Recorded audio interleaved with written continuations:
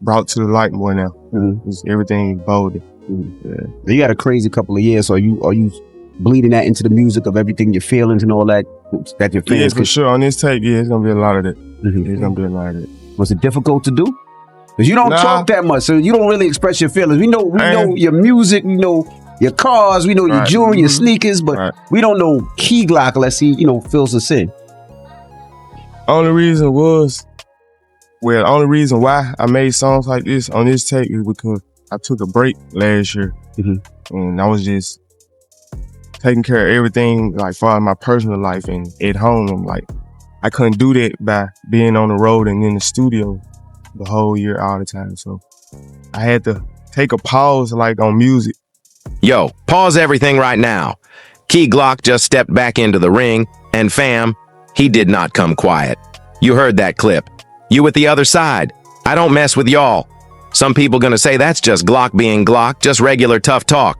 But if you know the deep history between Paper Route Empire and Collective Music Group, you know every single word out this man's mouth right now is loaded.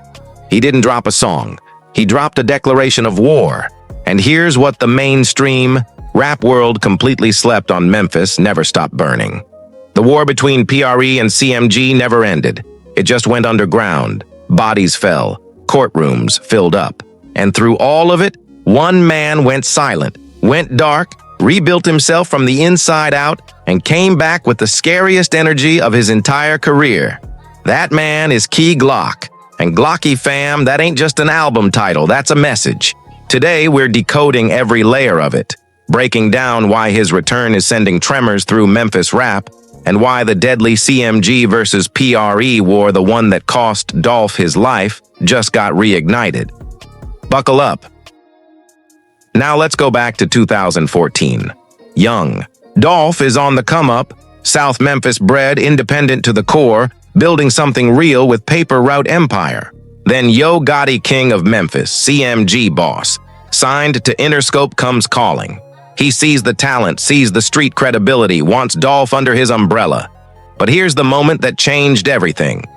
Dolph said no. That one word was the butterfly effect that started a war still killing people today.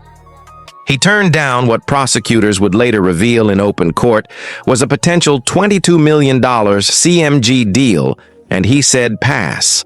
For some people, that's just business. But in Memphis, in that world, saying no to Gotti didn't stay business for long. It got personal fast. According to prosecution statements from the young Dolph murder trial, and we have to keep coming back to that trial because it pulled the curtain back on everything CMG, led by Yo Gotti's brother Anthony Big Jook Mims, didn't just accept the refusal and move on.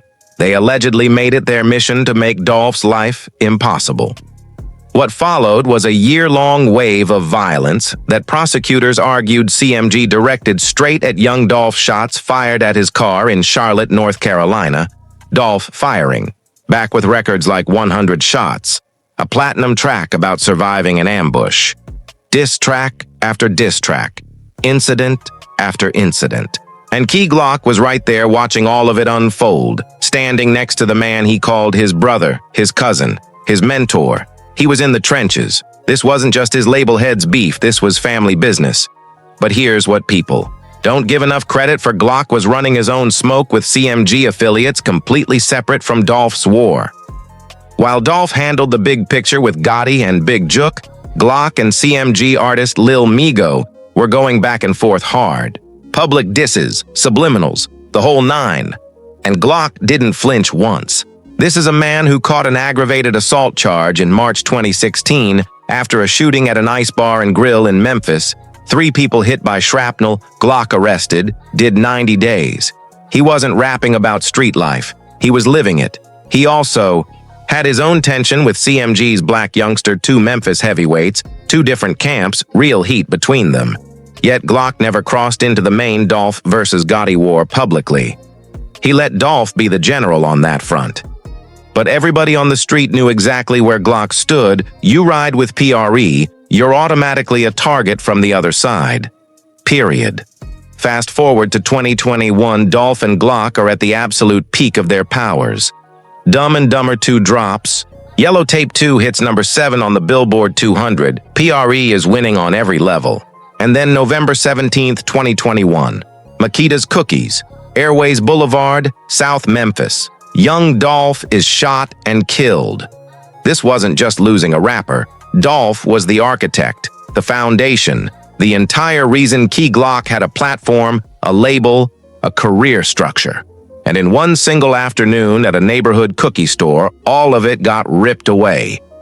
That's when the PRE versus CMG war stopped being about diss tracks and subliminals and became something far darker, something that would play out in courtrooms, on streets, and in music for years to come. Pay close attention here because September 2024 changed everything. Justin straight drop. Johnson goes to trial for the murder of young Dolph. 4 days.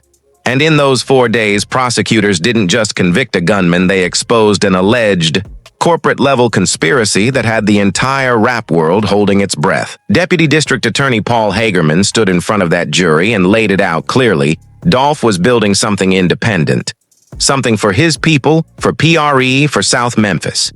And CMG, specifically Big Jukyo Gotti's brother, prosecutors, called him the number 2 at CMG, allegedly couldn't accept that Dolph kept winning on his own terms while rejecting their offers. Hagerman argued CMG directed multiple violent incidents against Dolph over the years, and that eventually Big Juk allegedly put a $100,000 bounty on Dolph's head. But it gets worse. According to Cornelius Smith, one of the admitted shooters, who testified for the prosecution, there were bounties on every single PRE artist. Key Glock allegedly had a $50,000 price on his head. Piri Wu, $50,000. Snoop Band's $20,000. Moochie Grape, $5,000. Stop and really sit with that. While Glock was on stage performing, in the studio making hits, touring the world, there was allegedly a $50,000 price tag on his life placed by CMG's number 2. The streets knew. The internet exploded when these alleged court documents leaked, and DJ academics amplified them. Fans were posting "Protect Key Glock at all costs," and this wasn't internet drama. This was life and death. Then prosecutors dropped the detail that made everything click. Justin Johnson, moments after murdering young Dolph, was on a FaceTime call with Big Juk. Body barely cold, and he's calling CMG's number 2. Prosecutors called it being caught before, during, and after. Johnson tried deleting his call log. Investigators found it anyway. September 26, 2024. The verdict lands. Justin Johnson guilty of first-degree murder, conspiracy to commit first-degree murder, and felon in possession of a firearm. Life in prison, no parole. The jury took less than 4 hours. Justice served. But more questions than ever. Because Big Juk, the man prosecutors said ordered the hit, was himself murdered on January 13, 2024, shot multiple times near a restaurant on Winchester Road in Memphis while attending a repast after a funeral. A Ford Explorer with dark-tinted windows. No arrests made. The streets had their own theories. The cycle of Memphis violence just kept spinning. And Hernandez Govan, the man accused of organizing the hit on behalf of Big Juk, he went to trial. In August 2025, and fam, the jury acquitted him. Not guilty. Despite Cornelius Smith testifying that Govan hired him, set up the operation, and took a cut, the jury wasn't convinced. Hernandez Govan walked out of that courtroom a free man. And that's where it gets especially crazy for Key Glock specifically. See, while all this courtroom chaos was unfolding, while Memphis was still mourning and the streets were still hot, Glock went completely dark. No announcement, no farewell post, no explanation. He just disappeared from music, from the public, from everything. People started asking, where is Glock? Is he good? In his Billboard interview ahead of Glocki, Glock got brutally honest. He said he didn't care for music anymore. That after losing Dolph, after the grief and trauma, he had to step away and get his mind right. And when you understand the full context, the alleged bounty on his head, watching his brother get murdered, watching the trial expose everything that silence makes complete sense. This man wasn't just grieving, He was processing the reality that he was a marked target. But here's what should send chills down your spine. Glock never stopped recording. The whole time he was silent publicly, he was working privately, and everything built during that darkness came out sounding, in his own words, like the strongest version of Glock that's ever existed. That's when Glocki started taking shape. And here's where it gets really deep. The Glocki concept actually goes all the way back to 2020-2021. He and Dolph planned it together. The chain was already custom made. It was supposed to drop after the Yellow Tape series. Then Dolph died, and the idea froze in grief for years until 2025, when Glock decided the time was now. Because like he told Billboard, Machiavelli represented rebranding, rebirth, and that's exactly what this era is. Glock rising from the ashes of everything that tried to destroy him. Think about the Tupac parallel for a second, because Glock specifically chose Machiavelli as his inspiration. Tupac survived an assassination attempt, came back with the most ferocious music of his life, and died in a beef that never got resolved. Glock is walking that same path. He survived a war, lost his general, had an alleged price on his head, went silent, and came back. And the very first words on the album's title track, Cutthroat Liar, make it crystal clear: Mr. Glock the President. Not grieving Glock, not broken Glock. President Glock, Commander-in-Chief, running PRE now.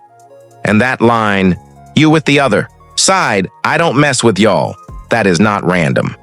In the context of everything we just broke down, that line is a declaration. PRE versus CMG, alive and active in 2025.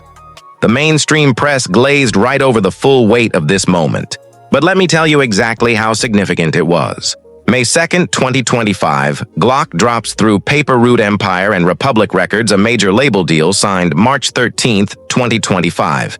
18 tracks, 0 features.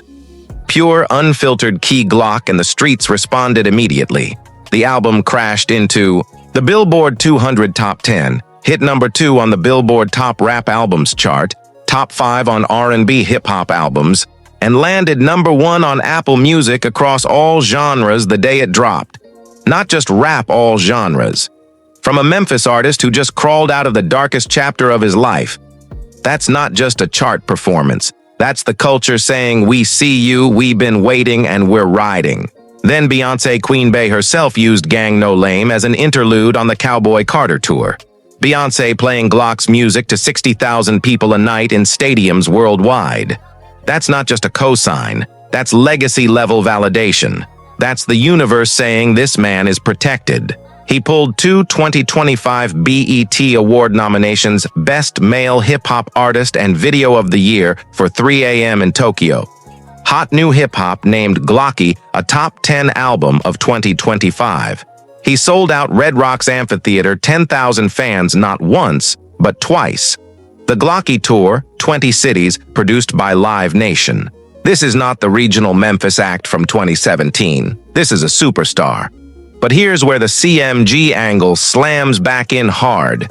Glock has 8 billion streams, 8 multi-platinum or platinum singles, 3 gold albums, multiple top 15 Billboard 200 debuts. And despite all of that, he has never collaborated with a single CMG artist. Not one.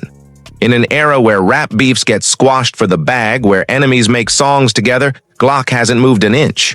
When fans asked about CMG collabs on social media, he responded with a laughing gif not even worthy of real words. Every interview, every press appearance, Glock made it clear no love for the other side. He cut off anyone who showed they couldn't be trusted. On Glocki itself, Glock says it plain, "I looked up to a couple NAs, it's crazy how they fanned out." And then later, "You with the other side, I don't mess with y'all," same message, delivered. Over and over with ice-cold precision. This is a man who watched his brother allegedly get murdered over a rap beef, had a price allegedly put on his own head by those same people, watched the trial expose the entire dark web of conspiracy surrounding Dolph's death, and still came back making it crystal clear there is no peace with the other side. The war didn't end. It just changed form. Glock is now fighting it with chart positions and arena tours instead of street credibility alone. That's the evolution. That's what makes him so much bigger than just music. Let's zoom out for a second, because what we're watching with Key Glock in 2025 goes way beyond one album cycle. This is the most consequential post-trauma artistic comeback in Memphis hip-hop history. Think about what this man overcame. He lost his cousin, his mentor, his label head, the person who gave him his entire career, to a murder prosecutor said, was orchestrated by people with resources and alleged ties to a competing music empire. He had an alleged bounty on his own head. He watched the trial play out publicly while the internet dissected every detail of Dolph's death. And through all of it, he didn't snap, didn't crash out, didn't make reckless decisions. He went dark, got his mind right, and came back smarter on a major label. No features, no compromises, no reaching across enemy lines. Pure PRE energy at its highest commercial level ever.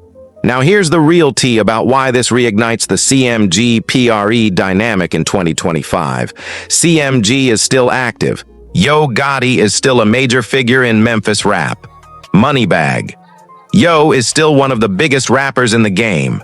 The business side of CMG is still fully operational, and Glock's return to the top of the charts with explicitly anti-other side energy baked into the DNA of this album cannot be ignored by people on that side. And here's what nobody wants to say out loud: the trial was supposed to bring closure. Johnson is in prison for life, but Govin walked. Big Jook is dead. So who exactly issued that alleged $50,000 bounty on Glock's head? Who knew about it? Is anyone still operating on those orders? The streets don't forget just because a jury deliberated, and Glock knows that. You can hear it in every bar on Glocki. That line, "I looked up to a couple nays." It's crazy how they fanned out. Think about exactly who that's pointed at. Could be CMG affiliates who talked peace and didn't mean it. Could be people in between who played both sides. Glock isn't naming names, but he's making absolutely sure the people who need to hear it know it's for them. And that's the Machiavelli parallel at its deepest level. Tupac spent his final album chapter speaking in codes, sending messages, letting the world know he saw exactly who was moving pieces against him. Glock isn't pointing fingers in press interviews or on podcasts. He's doing it in the music, in the imagery, in every single choice: the album title, the Tupac symbolism, the crown of thorns on a man who was wronged, who survived, who came back. Real recognize real, and the streets recognize every layer of that rollout. But here's a dimension nobody's talking about enough. With young Dolph gone, PRE needed a leader, a face, a general. For a while, honestly, it looked like a power vacuum. Jay Fizzle, Kenny Muni, and other PRE artists were holding it down, but none had Dolph's mainstream crossover. Then Glock started rising first with Let's Go Off Glock 2 in 2023, a sleeper hit that became a TikTok anthem, peaked at 59 on the Billboard Hot 100, and introduced him to an entirely new generation. Then he sold out Red Rocks. Then he signed to Republic Records. And now Glocki proves he isn't just the best surviving member of PRE, he's one of the best rappers, period. Over 8 billion streams. Rolling Stone named him one of 50 innovators shaping rap's next 50 years. His music appeared in Fast and the Furious and Madden. Beyoncé is spinning his records in stadiums. 2025 BET nominations. 20-city Live Nation tour. This man is operating at a level that Dolph, God bless the king, only got glimpses of before. His life was cut short, and that matters deeply in the context of the CMG pre-war. Because here's the uncomfortable truth. CMG still has massive commercial power despite everything the courts revealed. Yo Gotti is still out here. Moneybag. Yo has had massive years commercially. For a moment, it genuinely looked like PRE might fade without Dolph, like the war might end not with a peace treaty, but with PRE simply fading out. Glock's mainstream ascension in 2025 destroys that narrative completely. PRE isn't dying.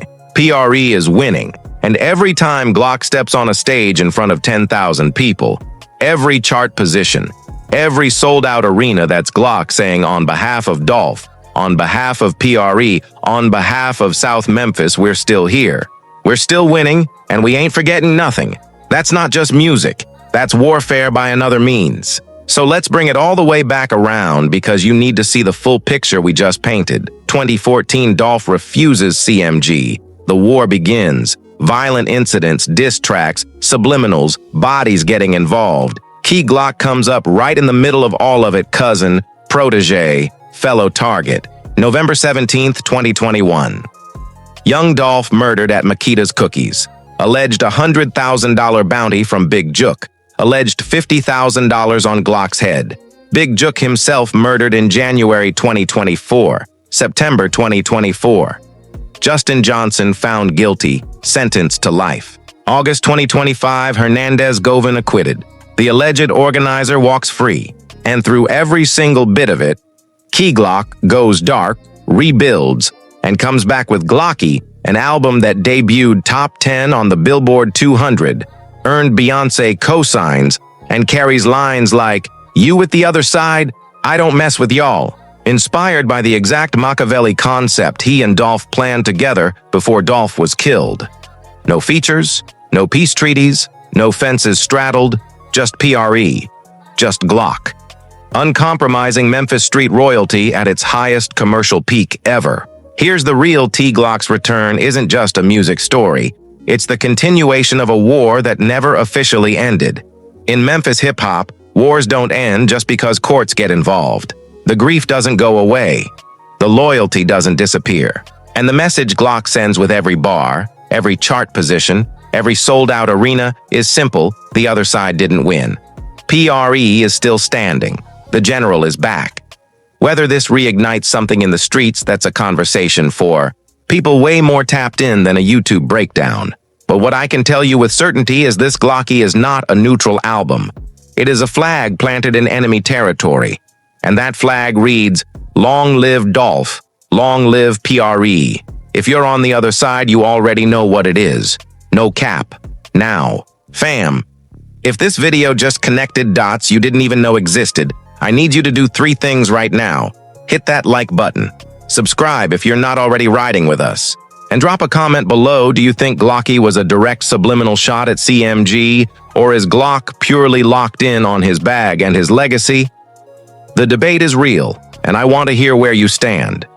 And for the real ones, the full breakdown of how the CMG pre-beef started from the absolute beginning. Every incident, every diss track, every body that fell in between that video is coming.